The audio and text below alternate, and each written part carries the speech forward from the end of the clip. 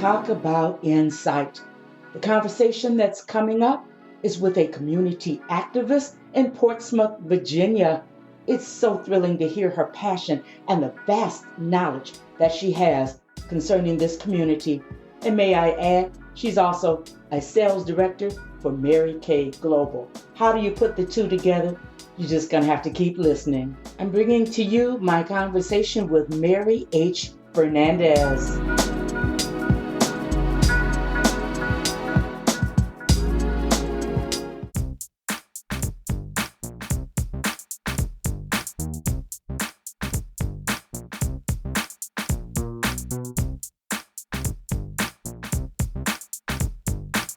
Welcome to Her Business, Her Voice, Her Conversation. This podcast was created for the boomer woman leaving corporate, and now you're looking to reinvent yourself, become an author, an entrepreneur, a podcaster. Well, each episode will leave you with clarity. You will come away with the yes, I can and yes, I will reinvent myself mindset. So come on, let's do this. I'm your host, Margot Levette.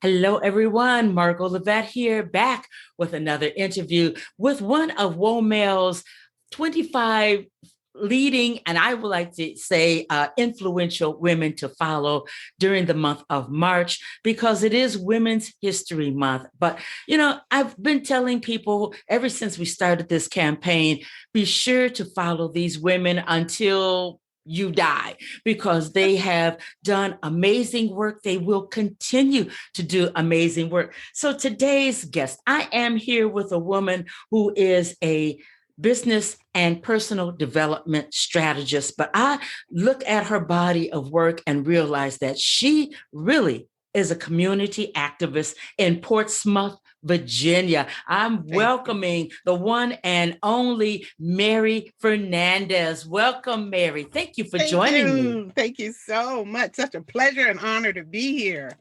Oh boy. To speak with someone who has dedicated so much work into your community. We speak with people who are dealing with people on the national level, but you are doing big things, have done amazing work. You've pushed the needle right there in Portsmouth, Virginia. So my first question is, why do you have such a deep love for your community?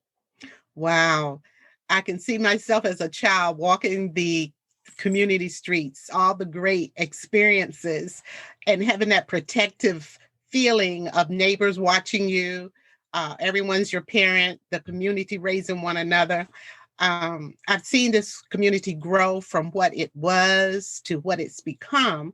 And my mother and my father were very active in making sure that they were involved, that we had a community league, and we still have it to this day. And even as a young woman, my dad would be active in that group. And as I got older, I would attend those meetings.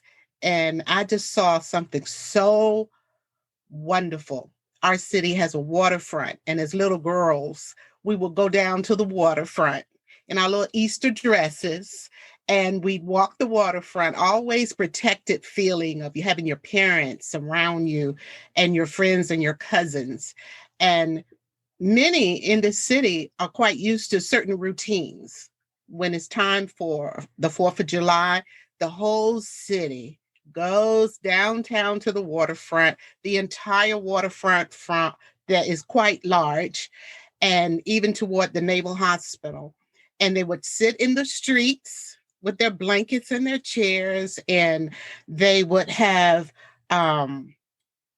just full access. Our police department would make sure the streets are blocked off at a certain time.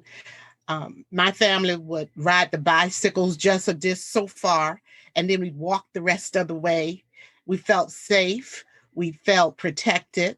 And we had family members that were in law enforcement. And the city just felt like a big hug, just like a big hug.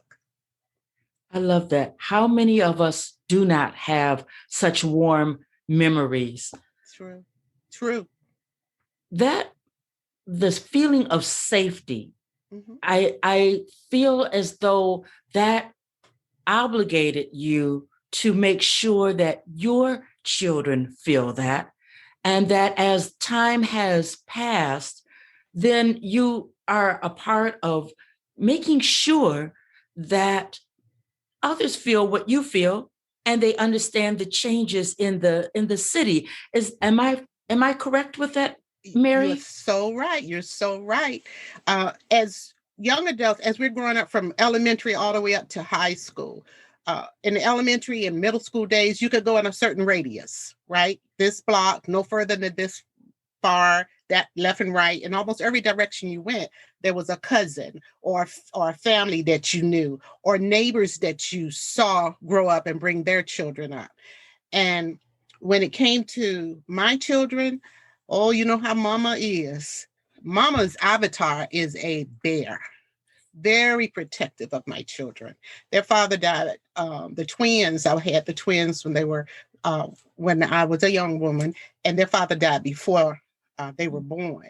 So I became even more intent on providing them a good quality life. And God took me further and gave me a beautiful husband that I prayed for, because my choices were not always the best choices. And listening to my dad and his encouragement, he was a good father and a very protective mother.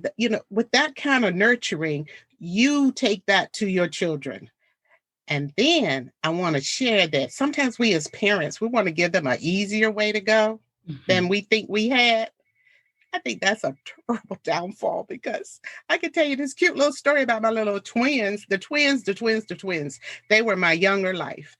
They were sitting on the windowsill of one of the apartments I lived in as I grew up. And as I was downstairs, but they had gotten on the windowsill. And someone said to them, "Your mama's gonna get you." And you know what they said to me? My mama's not gonna spank me. She's just gonna talk to me. Wow. My dad said, "Talk to your children." Mm-hmm. Yeah, no. Mm-hmm. That's what the twins had to say. That was their reply to the community, the neighbor. Absolutely. And of course, see, the neighbor was looking out for them. So as they continued to grow up, I made sure they got to church. Mm-hmm. And as I was brought up in church, and I remember I ask people this question sometimes: when was the first time you felt your leadership or your power? I was in this church, 100-year-old church that has since burned down. And I remember the entire family and the cousins, we would fill up an entire pew row, our family and the other leg of the family. And it was a big deal when you had the opportunity to go to the bathroom by yourself. How many children could go to the bathroom by themselves in this world we live in now? I remember the click of my heels walking across the empty Sunday school room with maybe one Sunday school teacher somewhere, as we walked through the back of the church on the carpet. Then you walked past the foyer. Then you walked in across the empty Sunday school hall. And the click of that heel made me feel like a woman, a grown up, because it had a little heel on our little shoes. And to be able to go there and come back, we know our children can't do that these days, as we were bringing them up in another generation, because that was the generation I grew up in. But as they grew up, safety no longer was let that child independently go by herself or himself, because danger had revealed itself. So, Mary, I'm listening to the fact that you grew up in a Portsmouth, Virginia, felt very safe to you, surrounded by family, mother and father who were also very active, and I would venture to say known in the community. So with all of that, and with the twins, you decided, this is how I grew up. This is the kind of community that I want my children to grow up in. So you have become very, very active to make sure that you understand what's going on in the community so that you can address it also.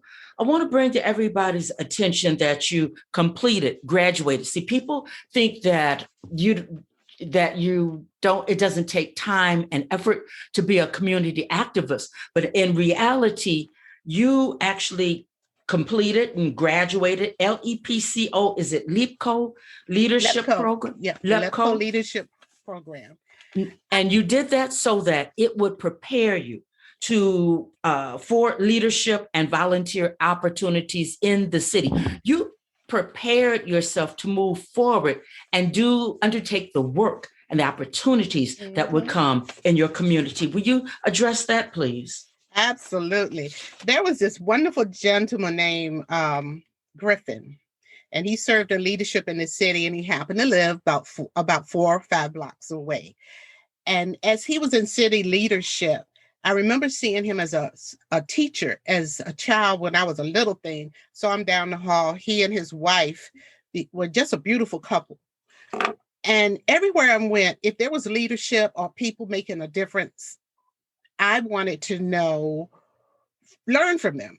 So as I was volunteering in the college age and middle, just before really getting out there, I asked him, what's one thing you would say to someone following in your footsteps? And he said, well, I would say take that LEPCO leadership program the city offers, because I had been looking for that program. I had heard of it, but I didn't really know it was a big thing. And he said, yeah, take that. When you get a hold of that, that would give you a vision of what your city offers and what you can do to make a difference. And I would ask those questions of everyone, including when I would go pay a water bill or take care of business with the city as just a resident of the city. I would take my son and my second generation of children, because I have 5 beautiful children, and I would take them with me, and they would sit there. And after I took care of the business in this nice city room with this beautiful waterfront view from the city offices, I asked them one question. What's one advice you would give to a young man that's aspiring to be prosperous and successful in his life? And he was about maybe 7 or 8 or 10 or 12. And that person would give us that tip. I did that everywhere I went with my children with me. Either I wanted to know or I wanted them to hear the answer and know that these are just people, just like you. They just happen to be in a position, a nice office, and a big responsibility. To actually move the city along. How many of us really do that? I know I didn't do that with my daughter. It was like, it never entered my mind. I don't want to digress, but I understand that you are also a business member of the Portsmouth division of the Hampton Roads chapter of Chamber of Commerce, a member at large. How important is that to stay attuned? It seems like it helps you stay in tune with what's going on the city and the state level. We can't forget what's going on the state level. Outstanding. Still following in the steps of my father and all that community leadership. I was president of the Midtown Business Association. I was a young business working to get my footing, and I met some phenomenal people, including my first landlord and this young lady named Gloria. In fact, they named the street after her. And I was just hunting and seeing how to get involved in the business world. And our organization was a member of the chamber. And so as president, I always stayed exposed to that group, listening to what they were doing. This Hampton Roads Chamber, I believe, is a real smart brainchild for collaboration. It's 5 cities, and Portsmouth is the heart of the Hampton Roads area, where you have interstates can connect to any of those cities. But chamber members from all those cities come together and share what's going on. What do we need as a family of cities? How can we help one another? How can we make it a thriving, on trend, marketable environment, not only for the young adults who are in leadership and also on that board. And then we have a young new mayor and the mayor before him. And the mayor before him, and then that charismatic mayor we had, Mayor Holly before him. With those type of leaders, even with all the challenges that they face, they still were good leaders because they cared about the city. And so whatever we could do as an organization, a business organization, we did. And whatever they could do for us, they did. Partnership, Partnership, relationship. collaboration, and partnerships. So I'm very proud of the Hampton Roads area. Wow. When I hear you speak, I mean, I hope that everybody understands that it's very important to stay in tune with what's going on in your city, because things happen. Things can happen. Your city is not as safe. Probably it's changed since you were a child and feeling safe, and you could go up and down the streets and that type of thing. But still, you are involved and working with the people, the change makers, the policy makers. You are making sure that people hear your voice. Yes. That is amazing. I hope that everyone can understand the measure of power that comes from positioning yourself like that. And you're not just a member, you've been president of these organizations. You've been the mouthpiece. You've been the grant writer that brought some things from Walmart, some Walmart grants. Talk about that. Well, that was phenomenal. Being part of the Midtown Business Association, following in the steps of the other presidents, because I was secretary and all those different positions. Walmart was coming to town, and our city was growing up. We were going to have the opportunity to have a store near us without having to go too much further out of the community, something like eggs and fresh milk, and you just want a loaf of bread. You want to go to a nice store that has choices. And so with the city constantly taking care of every community the best they could, and we're a family. The city is just like any family. I like this, I don't like this, I don't like this, but the whole thing is moving forward. So when Walmart was working to come to town, we didn't know all the other issues Walmart had with other cities of I want it there, I don't want it there. We knew what we needed, and it was a good thing. I mean, I imagine walking to the store, a big grocery store, to get what I needed. And so our group, the Midtown Business Association, said, that's a good idea. And that's a good thing for us because we had a shopping center that used to be very prosperous in our youthful days. But you let 10, 15, and 20 years go by, the rise and decline of a shopping center or businesses would change from storefront to malls and then go back to storefront, that type of thing. And so our shopping center, which was Mid-City Shopping Center, have great memories of walking that place too and getting our shoes. In fact, I taught my son how to ride his bike over there. And so when Walmart was coming to town, they made a grand gesture to look at the surrounding areas, well-served communities and underserved communities. And so they selected several community groups and wanted them to come look at what we do and look at how we think. They flew us into their headquarters in Arkansas. They showed us the office of the founder. They showed us his mindset, and they treated us extremely well. And they brought all of these other city people from other states together as well, because they wanted to educate us on their vision and their values, such as when we walk their offices, something like the trash in your own office, you're responsible for taking that out. They wanted to show you the family type of mindset, and one of the things was the gentleman that was talking to us said when he came to work for them, he left his trash in the office. He thought that's just the way you do things. Yeah. I'm up now. But then someone told him, no, you put your own trash out. So they were frugal. They even told us about how and I see Walmart, they're getting publicity here, but they told us how the people that work for them were encouraged to invest in them. Invest in the thing that feeds you. Let's make a partnership. So it was really, really a nice experience. Just traveling from the airport to the headquarters, I had an opportunity to see how some of the land was majorly undeveloped. Things were far and few between.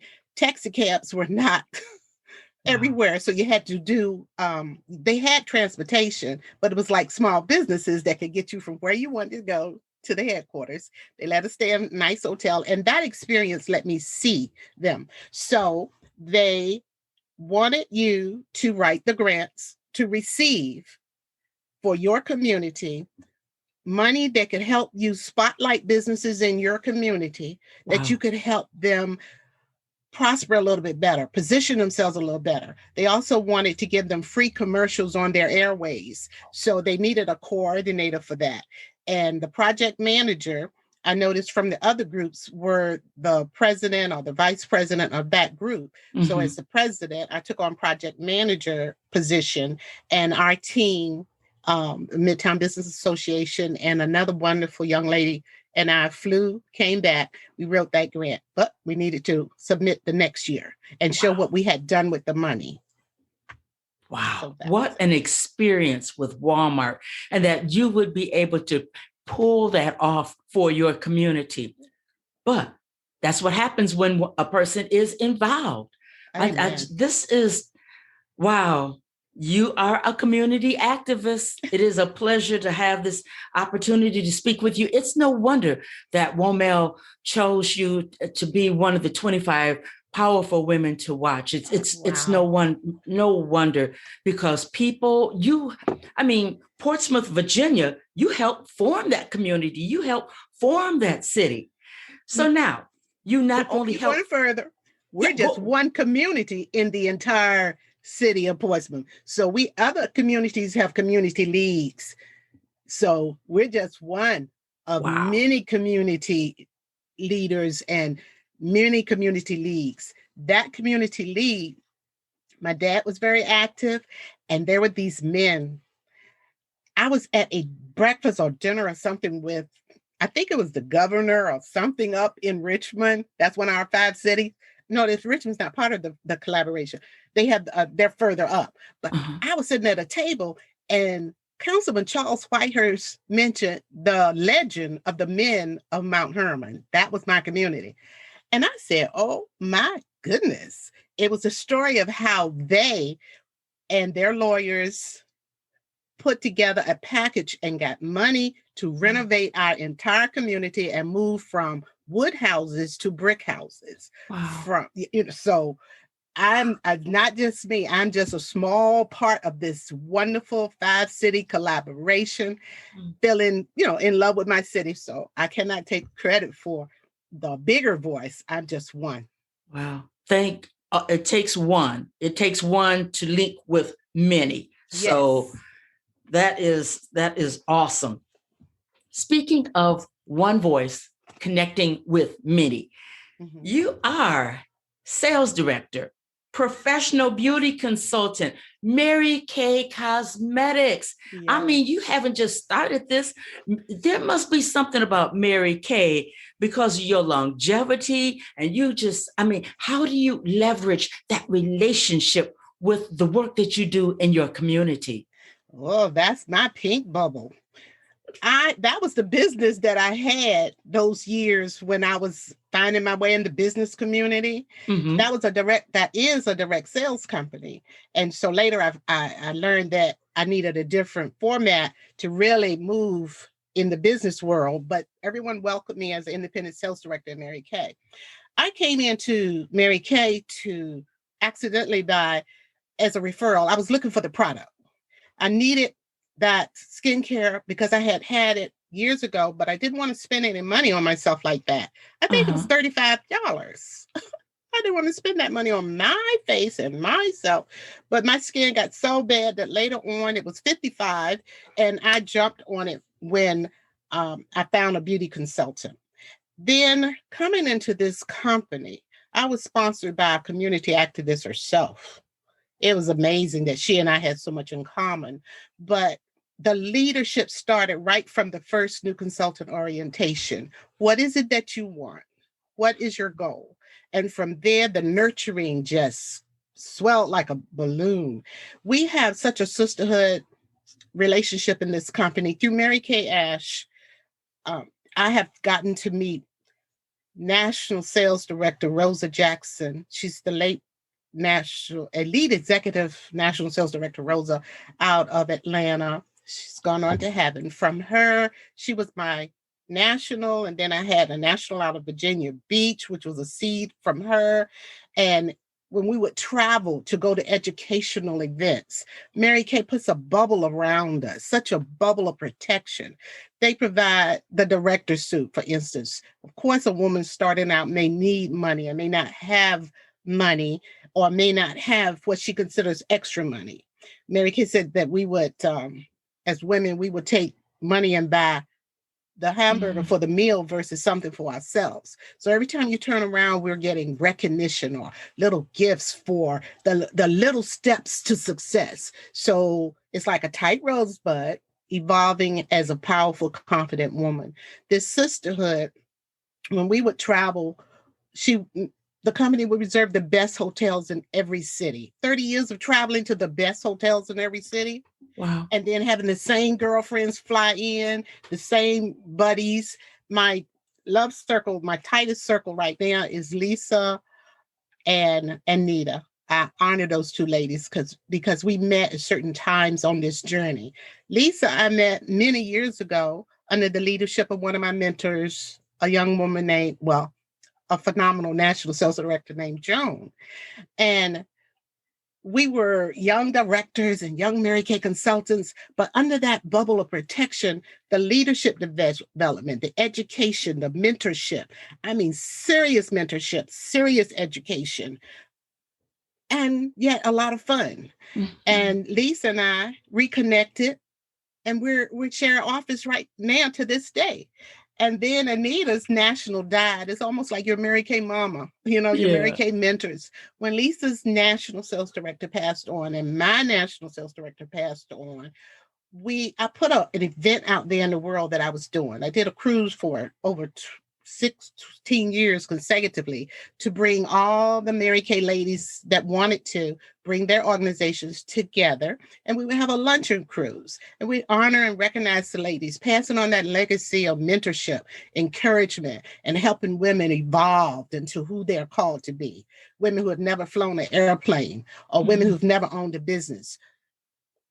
Is the standards of the company were just loving and encouraging. So when her national died and my national died, Anita and I gravitated to each other and we created something.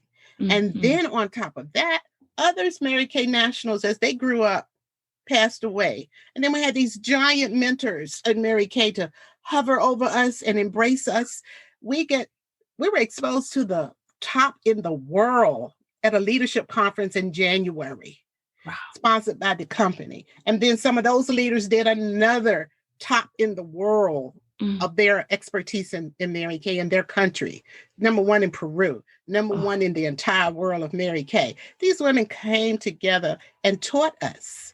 Mm-hmm. And then Candy Lewis, National Sales Director Candy Lewis, invited into Mary Kay by her sister who's gone on to heaven. She became like a giant Mary Kay mama again. Wow. And just as that happened to me, that happened to the women that led me. Mary Kay did that for them. So it's a pink bubble. I do love it. Any woman from any walk of life, education, no education. When they come in here now, these women are fierce. They're more fierce than anything I ever knew. They have swagger. They have confidence. They're survivors. They have a way of feeding their family or creating wealth. Wow. I have to give you a hand clap on that. I've known of Mary Kay Cosmetics, walked past the store in the mall there, been inside the store, been to some Mary Kay parties, but never really heard the story like this before. There's one other powerful woman that the magazine is honoring, and she is, I think she's a director of Mary Kay also. So that's what brought me to add when I saw that you were part of the organization, the Pink Bubble. I thought, what is this that two women and powerful women? Awesome. You have a surprise coming. Oh, okay. You have a surprise coming because I cannot wait to reach out to my sister who made the list as well. I was going to reach out and call her up and say, hey, girl, that's how it is. We feel like that. But you have a surprise coming before all these interviews are over. So give it time. Thank you. See, This is amazing stuff. Yes, a sisterhood. Yeah.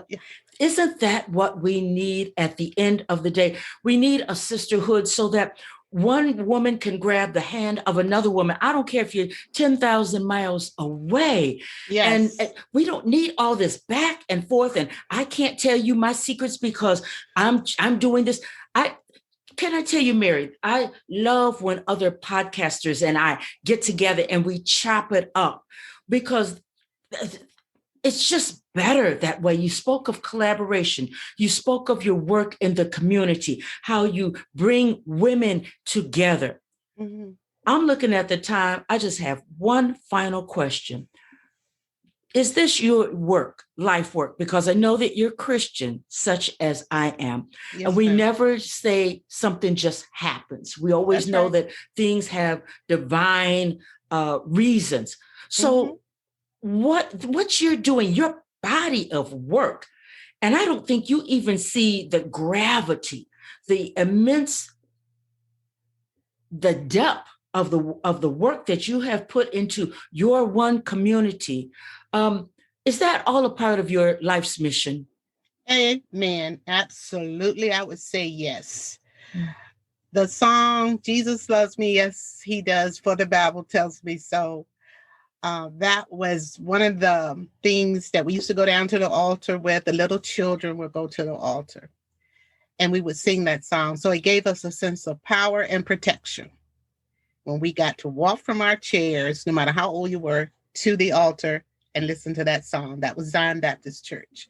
Then I would say it evolved in my heart with good mentors from high school teachers, elementary school teachers. These teachers, these heroes, they pour in purpose, direction, and a love for the call on our lives, make a difference in the space that you're in. And then leaders like my bishop, Bishop Marcus Brown, quality word of the Lord on the call on your life and what it is you're to do. So I do have some global plans for projects and things I want to do that's not just for my community, but can be duplicated in other cities to help elevate those communities. Because as you were saying, when women come together and they're not afraid to share and open up their hearts, their heads, and their talents and share with another woman, more can be done. So take, for instance, BWP.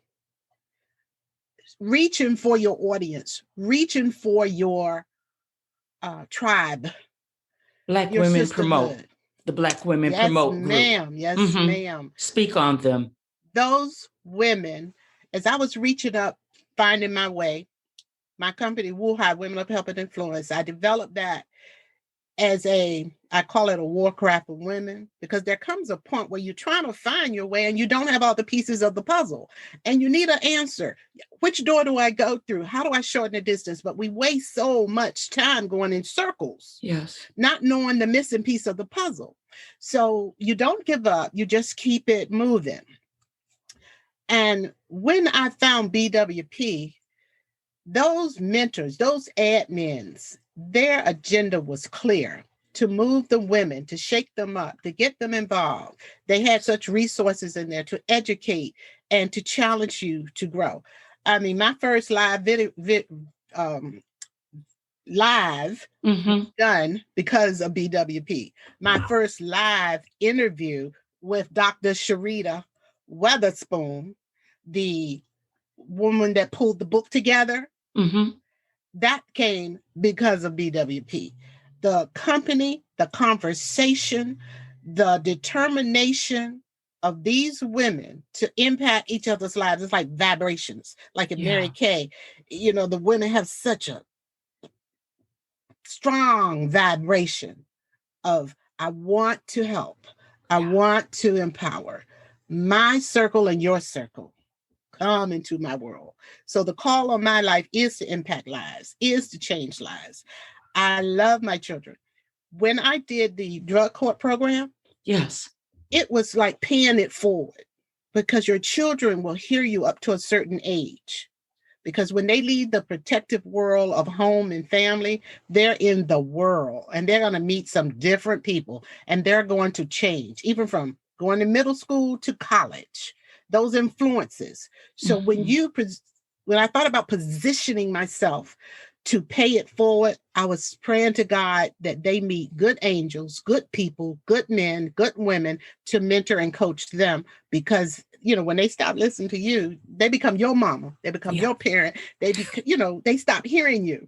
And I know my dad said one time to one of the children, I just pray that someday you have a child just like you. And then you'll understand what it is to be a parent.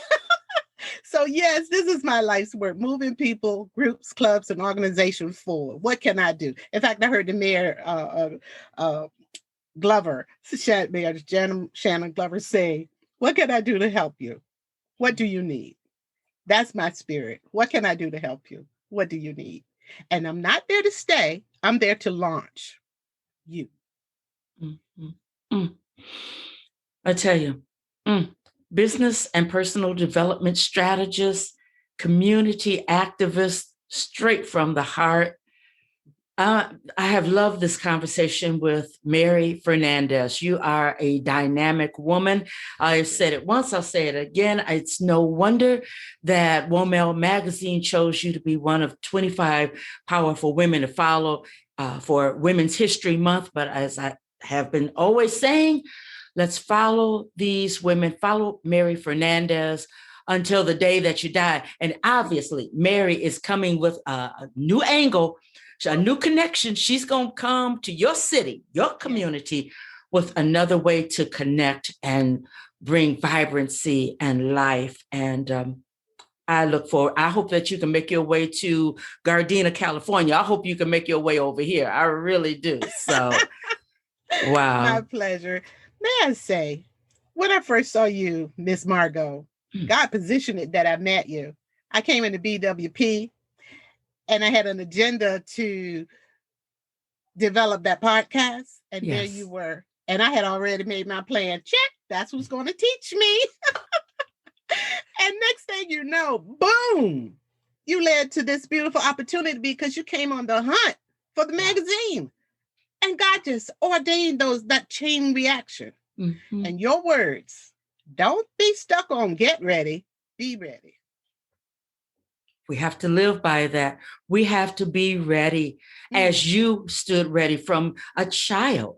You could have just stayed in the laurels of, well, my parents were activists and I love this city. And you very well could have just been faded to the back, but you stayed on the front. So you stayed ready. So now, I do look forward to you being launched into other cities. Stacey Abrams, look at the work that her and her team have done in Georgia.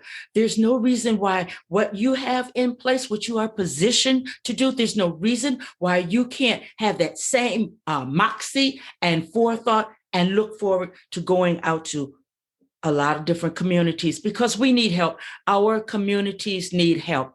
Women are the backbone, and men, please, we love you to pieces, to death.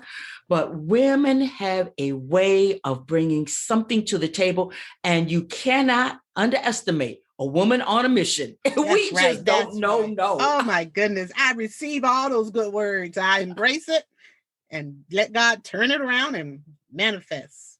Yes, thank you. And thank you for your kind words. You need a podcast, and I'm going to make sure that you get there. Thank you. Got to make sure. So, what a pleasure. Oh, I have looked forward to this. And yes, I feel so very full. It's hard for me to stop these conversations, but I'm looking at the time, and I respect your time, and I respect what the magazine wants. So I'm Margot Levette, another awesome conversation with one of Womel's 25 powerful women to follow for Women's History Month. I'm here with Mary Fernandez from Portsmouth, Virginia, doing awesome work. And I thank her for being here. I thank you for listening, and I will see you on the next conversation. In the meantime, bye-bye now. Bye.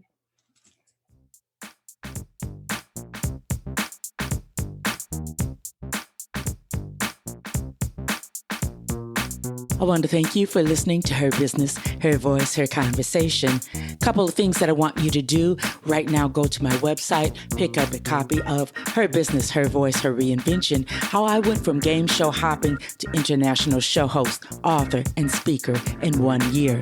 Number 2, please freely listen to each and every episode. Share them out with your family, friends, the men in your lives. And then number 3, get in contact with me, one of the experts that have been on the show, because I want to make sure that you reinvent yourself. I'll be back next week with a brand new episode here on Her Business, Her Voice, Her Conversation.